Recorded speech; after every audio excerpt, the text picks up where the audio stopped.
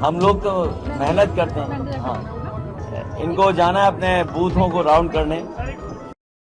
चुनावों की तीसरे फेज की वोटिंग उत्तर प्रदेश के यादव लैंड में भी जारी है, जहां पर मैनपुरी, इटावा और फिरोजाबाद की सीटों पर सुबह से वोटिंग चल रही है। इस बीच इटावा के सफई गांव में अखिलेश यादव अपने परिवार के साथ वोट डालने के लिए पहुंचे। अखिलेश यादव के साथ उनकी पत्नी और मैनपुरी से समाजवादी पार्टी की प्रत्याशी डिंपल यादव साथ नजर आई। इसके साथ ही साथ बेटी अदिति यादव भी उनके साथ वोट डालने पहुंचे।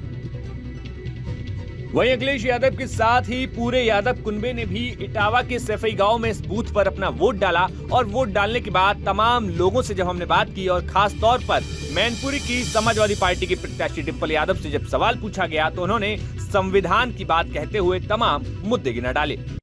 मैं समझती हूँ बदलाव के लिए, परिवर्तन के लिए, क्योंकि आज कोई भी समाज और कोई भी वर्ग के लोग और अपने आप को कहीं ना कहीं उपेक्षित महसूस कर रहे हैं। और लगातार बेरोजगारी जिस तरह बढ़ रही है, लगातार महंगाई जिस तरह बढ़ी है, लगातार जिस तरह रुपए के दाम इंटरनेशनल मार्केट्स में गिर रहे हैं, लगातार जिस तरह खाली पूंजीपतियों की इस देश में सेवा की जा रही है, और मैं समझती हूँ कहीं ना कहीं नीति के तहत और नियत के तहत भारतीय जनता पार्टी में बहुत भारी कमी और भारी खोट है। प्रधानमंत्री नरेंद्र मोदी कह रहे हैं कि इंडिया गठबंधन जो है मुसलमानों को, मैं समझती हूँ 10 साल में अगर कोई सरकार अगर काम नहीं कर पाई है, अपनी विफलता पूरी दिशाओं में जिसने फैलाई है पूरे देश में, जहां आज लोग कहीं ना कहीं आक्रोशित है, कहीं ना कहीं निराश हैं, और कहीं ना कहीं जहां दबाव की राजनीति का प्रयोग आप सभी समाजों पे, सभी वर्गों पे कर रहे हैं, तो मैं समझती हूँ कि आज देश का लोकतंत्र बचाने का चुनाव है और कहीं ना कहीं संविधान की भी रक्षा करने का चुनाव है। योगी जी कह रहे हैं कि महिलाओं को बुला लेना बीच और राम विरोधियों के बीच, मैं समझती हूँ राजनीतिक विचारधारा की लड़ाई है, जहां संविधान के संरक्षण की और लोकतंत्र के संरक्षण की लड़ाई है।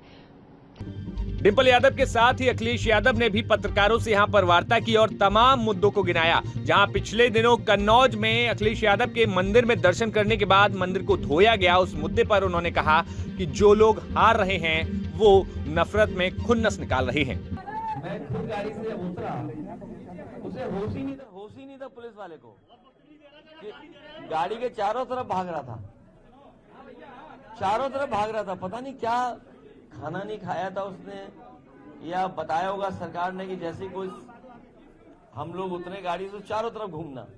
मुझे तो खुद समझ में नहीं आ रहा कि क्यों गाड़ी के पास चारों तरफ घूम रहा था।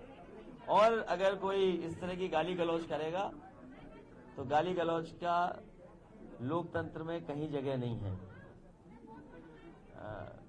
हम लोग वोट डालने वाले लोग हैं और जीतने वाला कभी गुस्से में नहीं आता है, हारने वाला खिसियाता है। हारने वाला खिसियाता है। बीजेपी की बुरी हार होने जा रही है, बहुत बुरी हार होने जा रही है बीजेपी की, क्योंकि किसान, नौजवान, व्यापारी, हर वर्ग के लोग इनके खिलाफ मतदान कर रहे हैं। बता दें कि तीसरे फेज की 93 सीटों पर पूरे देश में वोटिंग जारी है। इस बीच उत्तर प्रदेश की 13 सीटों पर लगातार सुबह से वोटिंग की प्रक्रिया चल रही है। ऐसे में देखना होगा कि 4 जून को जब परिणाम निकलकर सामने आएंगे तब क्या कुछ देखने को मिलता है। Bureau report, news.